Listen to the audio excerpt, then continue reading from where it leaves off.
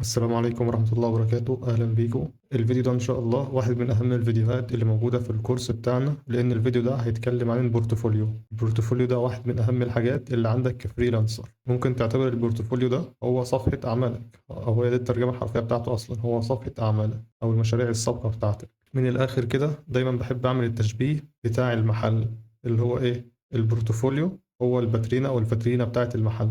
هو ده الحاجة اللي بتخلي الناس اللي بره تقرر هل أنا عاجبني اللي جوه الباترينا ده وعايز أخش جوه المحل بقى أخش أعرف كل التفاصيل وكل حاجة ولا لأ. فمن الآخر كده كفريلانسر البورتفوليو ده أهم حاجة عندك، ولازم تعمله بإتقان وبشكل جميل جدا. طبعا أنا مش هخش في تفاصيل البورتفوليو والكلام بتاعه لأننا اتكلمنا عنه كام مرة قبل كده. اللي هيحصل بس دلوقتي إن أنا هخش على الموقع وأوري لك البورتفوليو إزاي تزود حاجة عليه، وفي الآخر هنتكلم سريعا عن الناس اللي ما عندهمش حاجة تحطها في البورتفوليو.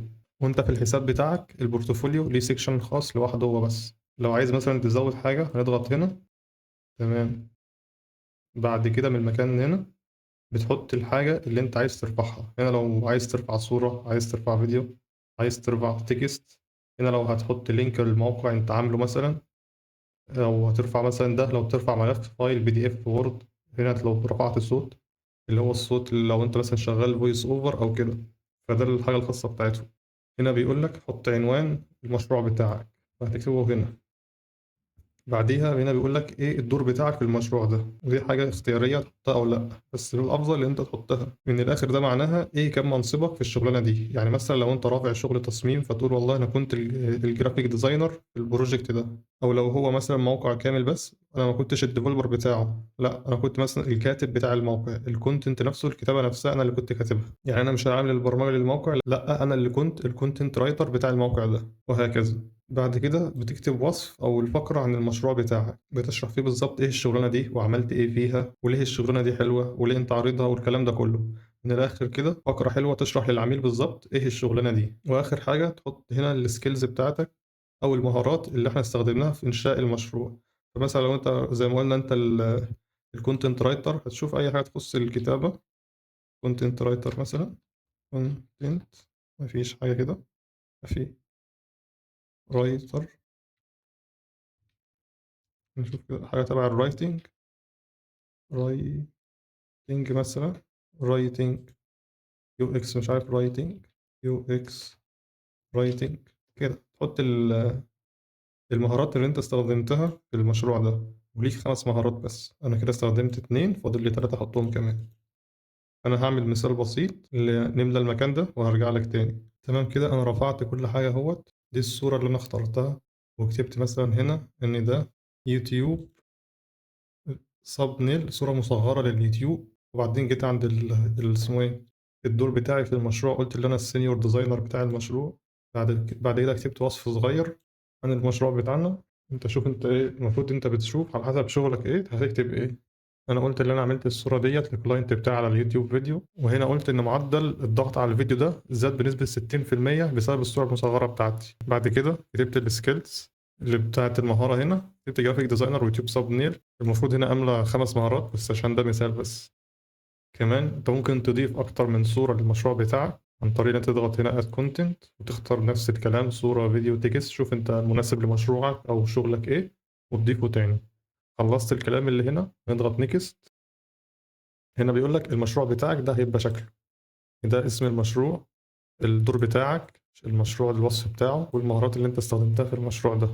ده اللي هيظهر للعميل لما يخش على البروفايل أو المشروع بتاعك ده جوه البروفايل. بعدها نعمل نيكست. هنا بيقول لك اختار الصورة اللي هتظهر قدام أول صورة للمشروع. يعني العميل أول ما يضغط على الصورة دي هيظهر له المشروع. هنا بيقول لك اختار الصورة اللي هتظهر للعميل بتاعة المشروع ده. فاحنا ممكن نختار الصورة الأول، صورة احنا رفعناها، أو ممكن نغيرها بأي صورة خارجية عندك، براحتك. يعني ده شيء يرجع لك أنت. بعدها نتك ببلش، انشر المشروع. بيقول لي هنا إن المشروع بتاعك اتنشر في البورتفوليو خلاص، وأي حد ممكن يشوف البروفايل بتاعك هيشوفه. نعمل done. تمام، المفروض يظهر هنا والصورة اللي احنا اخترناها تظهر دلوقتي. تمام، الصورة ظهرت هنا اهيت والمشروع ظهر، كل حاجة تمام. طيب تعالى كده اقول لك على كام معلومة زيادة عن البورتفوليو. اولا زي ما انت شايف ان احنا حطينا حاجة واحدة بس، فبقيت الحتة اللي على اليمين هنا فاضية. تمام، عشان تبقى فاهم، في اب وورك البورتفوليو بتاعك بيبقى فيه 3 مشاريع يبانوا في اللحظة الواحدة. يبقى في مشروع هنا، مشروع في المكان ده برضه، ومشروع في المكان ده. ده معناه إن أقل حاجة مطلوبة منك إن أنت ترفع على الأقل 3 مشاريع ليك في المجال بتاعك، ترفع على الأقل 3 حاجات، ما ترفعش حاجة واحدة، ما ترفعش حاجتين وتقول أنا ليه مش بيجي لي عملاء. على الأقل 3 حاجات، ويستحسن لو هتخش في الصفحة اللي بعديها كمان يبقى في هنا مثلًا إيه الصفحة الأولى، الصفحة التانية، الصفحة التالتة، وتحط 3 مشاريع كمان، يبقى أنت حاطط 6 مشاريع ليك. وطبعًا لو أنت ما عندكش 6 حاجات، معاك 4 أو 5 بس مش مشكلة، المهم إن أنت خلصت ال3 اللي في الأول. بس يستحسن تاني وباقولها إن أنت تملى ال3 خانات على الأقل. الحاجة التانية بقى هو إيه هي المشاريع اللي أنا بارفعها. في نوعين من الfreelancers والاتنين كويسين ما فيش مشكلة فيهم. في نوع مثلًا إن أنا دلوقتي شخص زي ما أنت شايف قدامك كده، أنا graphic designer وشغال وباعمل الصور المصغرة بتاعة اليوتيوب فقط، هو ده النيش بتاعي ومش باعمل غير الموضوع ده. فساعتها هيبقى كل project عندي هارفعه هيكون صورة لفيديو مختلف عملته، يعني زي ما أنا رفعت الصورة دي وكتبت إن ده thumbnail أنا عملته، هارفع صورة تانية بتاعة thumbnail لفيديو تاني وأقول والله ده thumbnail لفيديو تاني أنا كنت عامله. فبكده كل المشاريع اللي هتبقى جوه البورتفوليو بتاعي هتكون صورة مختلفة مصغرة لفيديوهات يوتيوب مختلفة أنا عملتها. ليه؟ لأن ده النيش بتاعي بس، أنا متخصص في النقطة دي بس. طيب مثلا في جرافيك ديزاينر تاني بيشتغل في كذا نيش، يعني والله مثلا هو واحد بيعمل لوجوهات لبراندات معينة، وبيعمل صور مصغرة ليوتيوب، وبيعمل بوستات تنزل مثلا على انستجرام، وبيعمل بانرات تتحط على الفيسبوك مثلا، وبيعمل فلايرز، وبيعمل حاجات كتير. هو بيشوف مثلا في كذا نيش، لو الراجل ده مثلا كل شغلانة عملها رفعها في البورتفوليو بتاعه، هيبقى البورتفوليو بتاعه كبير قوي ومبهوأ وفيه حاجات كتير، والعميل لما يبص عليه هيلاقي الدنيا كلها متلخبطة. هو الحل بتاعه ان هو مثلا يعمل ايه، حاجة زي هنا، زي يوتيوب فيديو اللي احنا عملناه دلوقتي.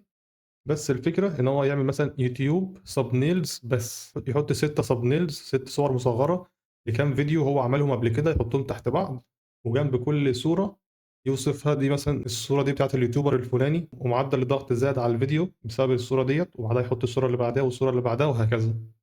وبعدين يجي يعمل إيه إنشاء مشروع تاني، ويكتبه مثلا إيه أنا هنا بعمل لوجوز، أو يشوف هو إيه الحاجة المناسبة ليه في شغله يعني، وبرضه يحط كل اللوجوهات اللي هو عملها في الشغل بتاعه. فلو انت بتشتغل في كذا نيش، انا برشح الحاجة دي، ان انت دلوقتي لما بتيجي هنا ترفع ملف جديد او مشروع جديد عندك، انت مش جاي ترفع مشروع واحد بعينه، لا انت فعليا جاي ترفع النيش كله. فالطريقة دي بتسهل على اي عميل داخل لك على الحساب بتاعك ان هو لو جاي لك عشان عايز منك حاجة معينة بس، يقوم يخش على الحاجة اللي المشروع المفروض في البورتفوليو بتاعك اللي متعلق بالنيتش ده اللي هو بيدور عليه، ويبدأ يبص على كل شغلك داخل النيش ده بدل ما يفتح المشروع ويخش على اللي بعده وهكذا وهكذا. فاهمني؟ فالطريقة دي بتسهل على أي عميل داخل لك على الحساب بتاعك إن هو لو جاي لك عشان حاجة معينة بالظبط، يقوم يخش على المشروع أو النيش في البورتفوليو بتاعك، من غير مثلا ما يخش إيه يلاقي البورتفوليو بتاعك متلخبط فيقعد يدور جوه البورتفوليو بتاعك على الحاجة اللي هو نفسه فيها أو الحاجة اللي هو عايزها. لا، انت جمعت له كل الحاجات المترابطه مع بعضها في مكان واحد، بحيث ان هو يشوف شغلك كله تبع الحاجه اللي هو عايزها. طيب دلوقتي الناس اللي لسه ما عملوش اي شغل او ما عندهمش شغل اللي يحطوه في البورتفوليو بتاعهم بالمطلق، دي بتبقى ازمه اي حد مبتدئ. وعلى فكره هو الموضوع ده بسيط جدا، وطبعا ما فيش اي حد في الدنيا قال لك ان الشغل اللي انت تحطه في البورتفوليو ده لازم يكون شغل عميل يديهولك بنفسه. فكره البورتفوليو ان انت بتبين لاي عميل بشكل عام الشغل بتاعك، بتبين له جودة الشغل وانت بتعرف تشتغل ازاي وشغلك حلو ولا وحش. هو بقى مش فارق معاه لو الشغل ده جالك من شغلانة قبل كده حقيقية ولا ده شغل انت اديته لنفسك. وعشان كده الحل للموضوع ده او المشكلة دي هي ان انت تدي الشغل لنفسك. يعني انا مثلا دلوقتي شغال راجل بكتب مقالات، وما عنديش اي حد طلب مني اكتب له اي مقالة، فانا والله هقعد مع نفسي كده وابدا ادي لنفسي شغل. هنا هقول لنفسي مثلا ايه، اكتب مقالة عن 5 فوائد للسفر مثلا. المقالة دي عبارة عن بلوج بوست، يعني مقالة بتنزل في موقع أو بلوج أو بتنزل في منتدى ليه علاقة بالصيف وبس. يا سيدي هتكتب العنوان بتاعك وتكمل في المقالة دي، هتكتب مثلا المقالة عبارة عن 500 كلمة أو 600 كلمة، تظبط شكلها وتخلي شكلها حلو، وهو ده أول حاجة تحطها مثلا في البورتفوليو بتاعك. ومثلا لو انت راجل شغال في الصور المصغره او السبنيلز ومش لاقي حد مثلا يقول لك اعمل لي سبنيل او صوره مصغره للفيديو بتاعي، فانت شوف اي حد مثلا على اليوتيوب مثلا يعني زي مستر بيست مثلا، وشوف اي فيديو من الفيديوهات وشوف الصور المصغره بتاعته، وحاول مثلا تعمل صوره مصغره احسن من الصوره المصغره اللي موجوده او اللي هو استخدمها. وبعدين تيجي تقول في البورتفوليو بتاعك انا عملت الصوره المصغره دي، ودي الصوره الاصليه اللي مستر بيست نزلها على اليوتيوب بتاعه. فلو الصوره بتاعتك كانت احسن، الناس هتعرف تقارن بينهم وتشوف ان انت شغلك كويس واحسن منه، فدي هتبقى نقطة ليك وحاجة تزود ثقة او تخلي العميل ياخد قراره ان هو يشتغل معاك. وما تنساش ان انت بعد ما ربنا يكرمك ويجي لك شغل وتبدا تعمل شغل بجد، تبقى تشيل بقى الشغل اللي موجود في البورتفوليو اللي انت كنت اديته لنفسك وتحط الشغل الحقيقي اللي انت عملته. لان الشغل ده الميزه ان هو هيبقى مرفق معاه ريفيو جاي من عميل بيقول عليك كلمه حلوه، او كمان بيبين الجوده بتاعتك. بس كده يا سيدي الفيديو ده خلص، وتعالى نخش على الفيديو اللي بعد كده ناخد شويه امثله لبورتفوليوز على الموقع عشان نستفيد منهم.